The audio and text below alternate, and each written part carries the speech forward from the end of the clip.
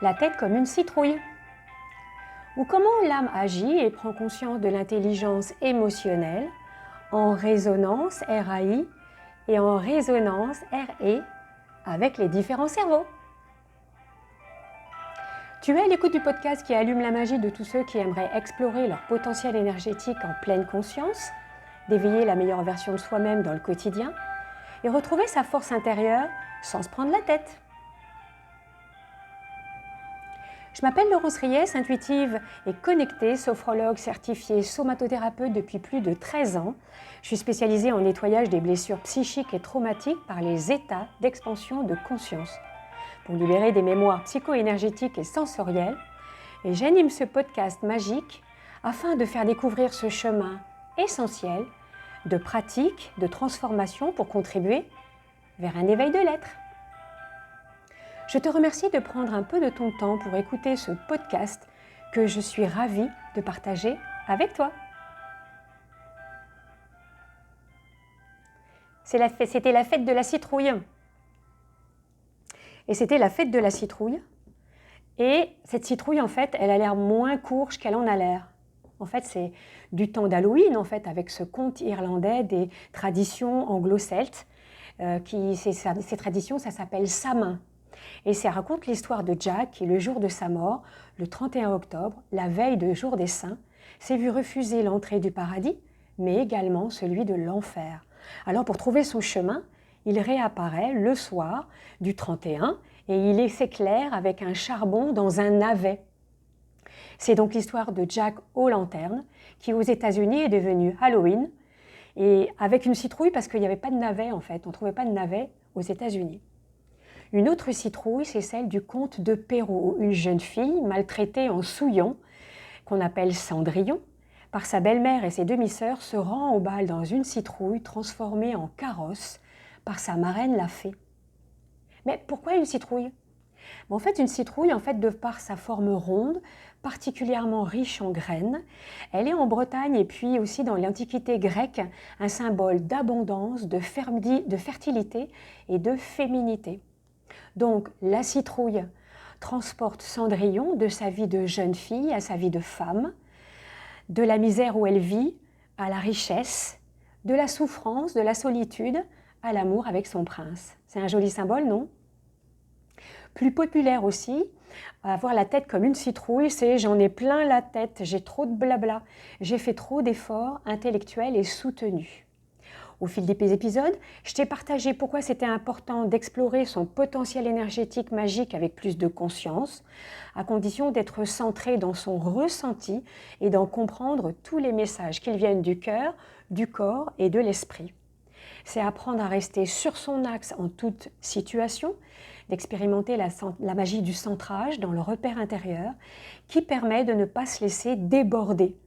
Nous avons vu aussi que faire la différence entre l'image que nous avons vue de nous, le qui je suis vraiment, à mes yeux, à moi, c'est pas pareil que celui de qui je crois être dans le regard de l'autre, de ses impacts, de son potentiel qui s'est construit de la conception au petit bébé en passant par l'enfant, de tous les apprentissages conscients et inconscients, du savoir-être et de l'estime de soi, en passant par l'adolescent, d'avoir appris à s'adapter, à développer, à identifier sa propre valeur et ses talents.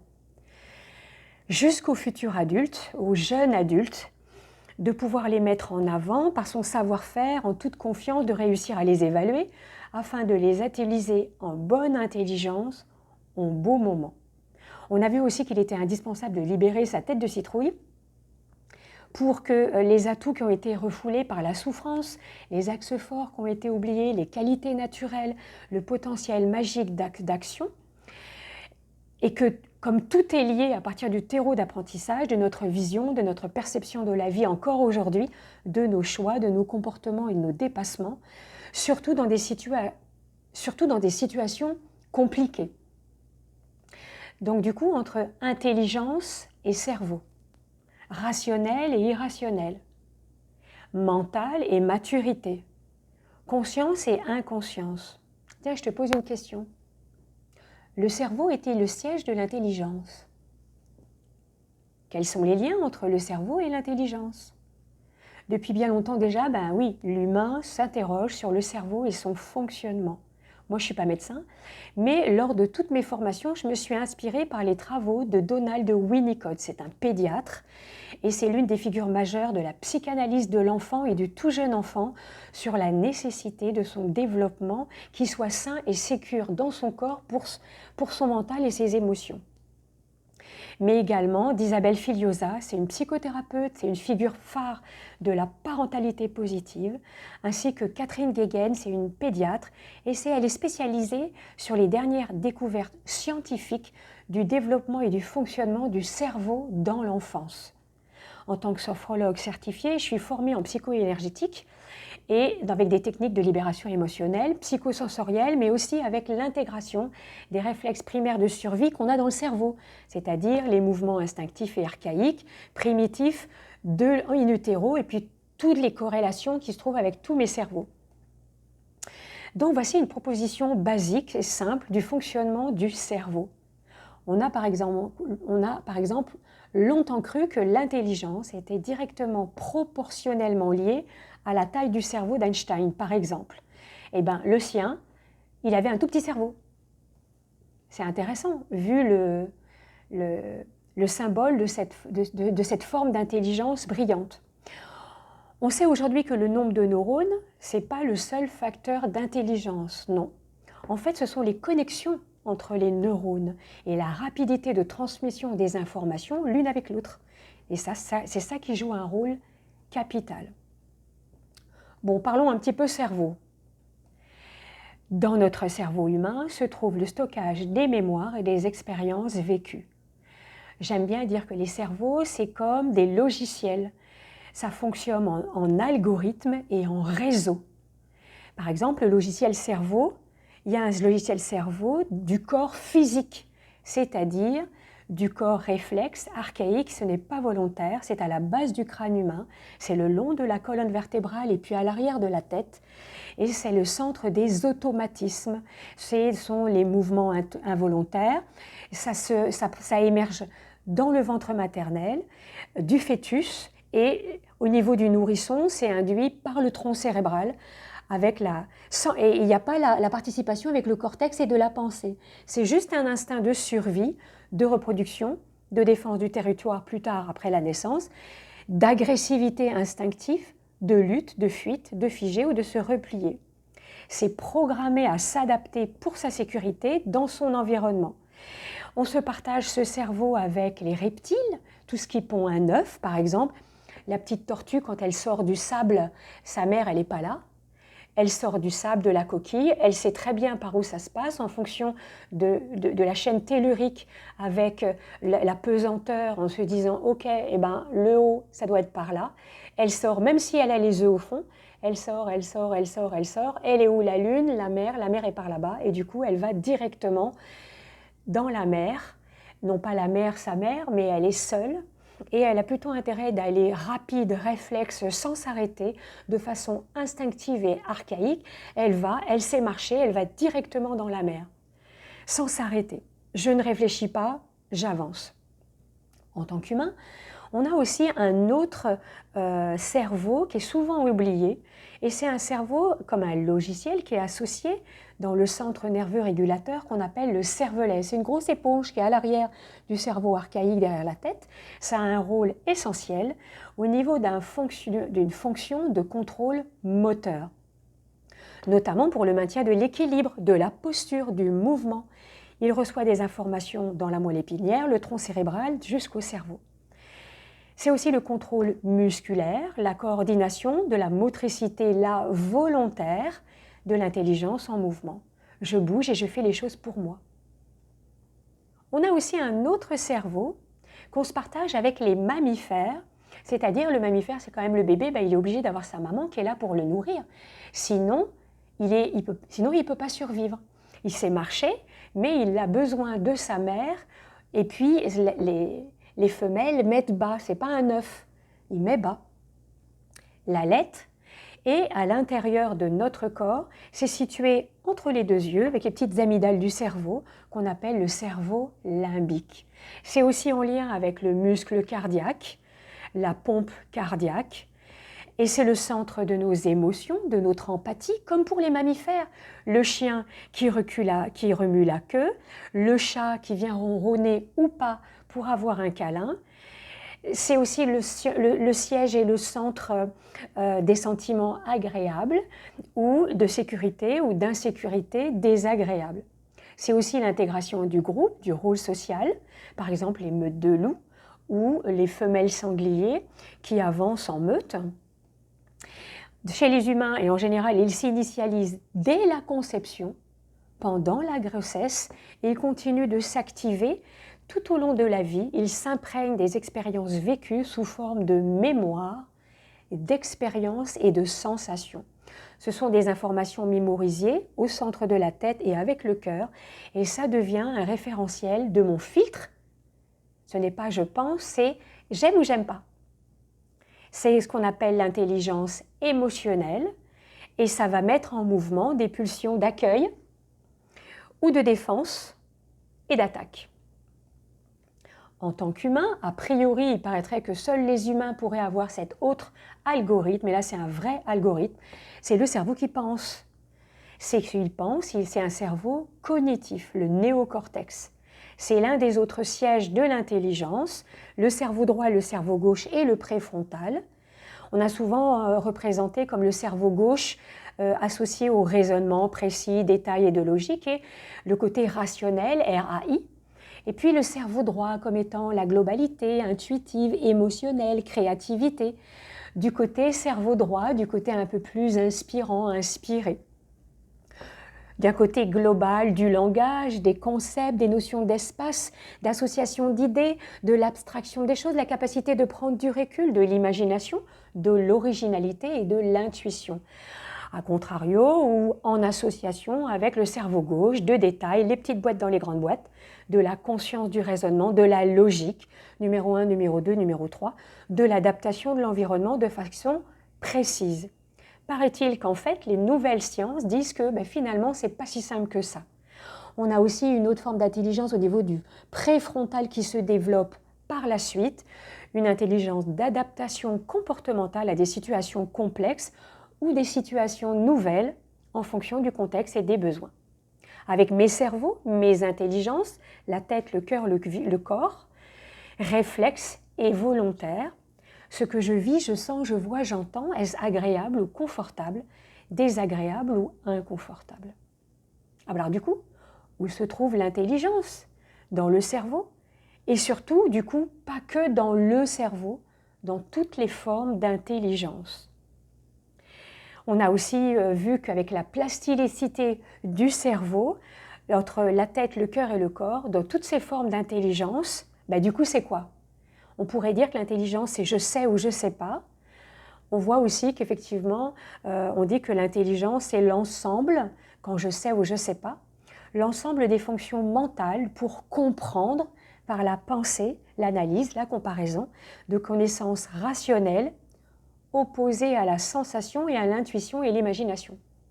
Moi, j'aime bien mettre qu'aussi dans mon cœur, j'ai une forme d'intelligence et dans mon corps aussi. L'intelligence de mon cœur, relationnelle, et aussi de l'intelligence psychocorporelle. Il y a aussi une autre forme d'intelligence avec la pensée qui est « je veux donner un sens ». La faculté de s'adapter facilement ou encore interagir en fonction de la situation, d'imaginer, d'innover, d'interagir, de me motiver, de me dépasser, de progresser, d'évoluer, de co-créer aussi dans l'instant présent pour moi-même et pour le plus grand bien de tous.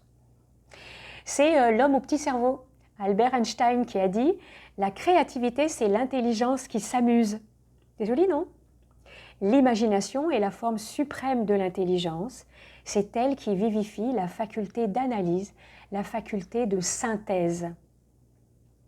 Et nous avons aussi dans nos intelligences une capacité de résilience. La capacité de résilience, imaginez une éponge, elle sort d'un papier, elle a une certaine forme, je la mets dans l'eau, elle a une autre forme, je la serre, elle aura une autre forme, même si elle sèche, elle ne sera jamais comme avant et elle sera encore différente. je m'en sers pour essuyer la table, elle sera encore différente. Et si je m'en sers encore autrement et qu'elle sèche, et même si je la rince avec du savon, elle sera encore différente. Du coup, ce qui est intéressant de voir que la capacité de résilience, c'est ma capacité et l'aptitude à me reconstruire, à vivre de manière satisfaisante en dépit des circonstances ou des événements plus ou moins traumatiques, à me rétablir après une perturbation extérieure, à pouvoir rebondir et continuer à avancer même en cas de blocage. Il est reconnu évidemment que c'est la respiration qui détermine l'oxygénation du cerveau de la tête qui pense et de celui du cœur et du corps, avec le muscle cardiaque et les poumons et le massage abdominal. Voilà pourquoi bien respirer permet de bien penser. La respiration synchronise le cerveau, les battements cardiaques en cohérence qui sont étroitement liés à la respiration, qui a une influence directe sur notre psychisme. Les techniques de respiration en sophrologie apaisent instantanément le cerveau. Tiens, ben voilà, je te propose d'essayer maintenant juste de ressentir l'air frais qui rentre dans le nez, l'air chaud qui sort. Juste l'air frais qui rentre dans le nez, l'air chaud qui sort du nez. Juste une troisième fois, l'air frais qui rentre dans le nez et l'air chaud qui sort. De sentir juste le flux d'air sans rien chercher, sans rien provoquer, sans rien essayer de faire, juste que par le nez, ressentir comment tu peux peut-être ressentir avec les mots qui viennent dans tes oreilles, avec ma voix, de ressentir le flux de l'air qui oxygène le cerveau. Comment ça aère le cerveau, mais aussi ton intelligence qui sait que ça fait la cage thoracique, qui détend le diaphragme et dans tout le corps. La plasticité du cerveau avec une pratique régulière, par exemple toutes les 2 heures. Eh bien, ça assure une détente physique, psychique et propice à la gestion du stress, à l'amélioration de la concentration, de la mémoire, pour une créativité plus facile. Le corps sait se régénérer, oui c'est ça, par lui-même. Les neurosciences, elles sont formelles. Plus on sollicite notre cerveau en lui proposant des situations et des exercices enrichissants pour son bien-être, avec de l'eau, de l'air et du mouvement, plus il va créer de nouveaux neurones, de nouvelles connexions entre ces derniers, une plus grande facilitation des capacités neuronales, et quel que soit l'âge. Et la conscience alors dans tout ça? Dans l'épisode prochain, je te parlerai du rôle du mental et de l'intuition avec la conscience dans les différentes parties du cœur, du corps et de l'esprit, pour que ces graines magiques inspirantes puissent t'amener sur ton chemin de paix, en bonne intelligence, pour toi-même et pour le plus grand bien de tous. Alors voilà, je te remercie infiniment de m'avoir écouté jusqu'au bout. Si tu as apprécié cet épisode et s'il a fait résonner en toi, il a fait résonner quelque chose en toi, puis si ça t'a parlé dans ta raison RAI et résonance dans ton corps, je te laisse mettre un avis sur cette partie de toi, un like, un smiley, une étoile ou tout ce que tu veux. Je t'invite à partager cet épisode qui a fait résonner cette énergie magique autour de toi, car il peut aussi inspirer en résonance une personne qui en aurait besoin. Et si ce n'est pas déjà fait, abonne-toi sur ta plateforme de podcast préférée ou sur ma newsletter, comme ça tu es sûr de ne manquer aucun épisode. Alors et toi, tu aimerais ça être plus en conscience avec tous tes logiciels d'intelligence du cœur en résonance? J'aimerais ça que tu me dises ça. Écris-moi, partage-moi sur les réseaux sociaux si tu veux. Les liens sont en bio un peu partout. Envoie-moi un mail à riesslaurencegmail.com ou sur mon site laurenceries.fr. Je sais que déjà, peut-être si tu m'écoutes encore aujourd'hui à cet épisode, tu vas explorer, tu vas continuer d'explorer, tu vas encore explorer ta magie personnelle qui résonne en toi. En attendant de te retrouver très bientôt pour un nouvel épisode, une séance, un atelier chromatique, que la magie enchante ton cœur et te guide sur ton chemin. À tout bientôt. Ciao, ciao.